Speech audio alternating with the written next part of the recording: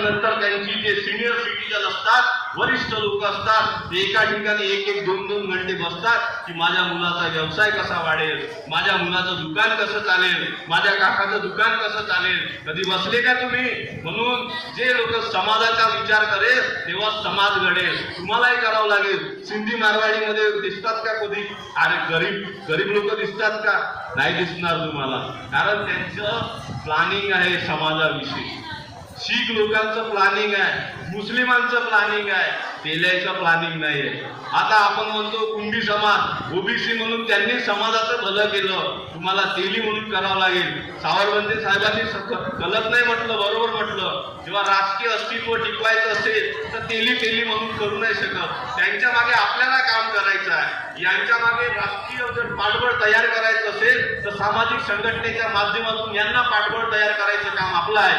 त्यांना ओबीसीच म्हणू द्या, पण आपण जाऊन आपण तेली समाजासाठी यांना मोठं करायचं आहे. यांना मोठं करू तेव्हा आपण घडू, आपल्या समाजाचं भलं होणार आहे. या संघटनेच्या माध्यमातून आपण लोक इथे जमला त्याबद्दल आपण सर्वांचे मी धन्यवाद देतो. आणि हा आजचा कार्यक्रम छानरित्या आयोजन केला यासाठी मी सुनीलजी सर्वदे, आमचे जे संघटनेचे जे सूर्यबाजी जपवले आहे, या प्रत्येकाने इथे मेहनत घेऊन संघटनेचा कार्यक्रम उत्तमरित्या, आणि ज्या महिला मंडळी आहे त्या महिला मंडळांना मी धन्यवाद देतो.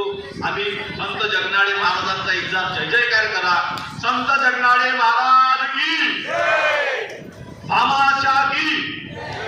जे भामाशाह होते ते पृथ्वीराज चव्हाणांसोबत लढले, तेव्हा पृथ्वीराज चव्हाण आपल्यासोबत पृथ्वीराज चव्हाण लढाई लढू शकले मुघलांच्या विरोधात. जे छत्रपती शिवाजी महाराजांची दैवत होती भवानी माता, ती भवानी माता तेली समाजाची होती.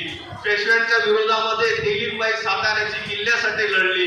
आपला हा जो इतिहास आहे तो लढणारा इतिहास आहे, संघर्ष करणारा इतिहास आहे. म्हणून घाबरायचं नाही. ज्यावेळेस समाजावरती अन्याय होत असेल, आपल्या समाजाची मुलगी सिंधी रेल्वेला तिला घरात घुसून मारून टाकलं होतं, त्या तो विषय आमच्या संघटनेच्या माध्यमातून गावागावात घेतला आणि त्या मुलीला 10 लाख रुपयाची मदत करून दिली. हे संघटनेचं खूप मोठं यश त्यावेळेस मिळालं. म्हणून माझ्यासोबत, आमच्या संघटनेसोबत प्रत्येक गावातला व्यक्ती लढत आहे. भलाही आमच्या मागे यांचंही पाठबळ आहे, पण यांच्या मागे आमचंही पाठबळ आहे, हे पण यांना मान्य करावं लागेल. एवढे बोलून मी माझे 2 शब्द संपवितो.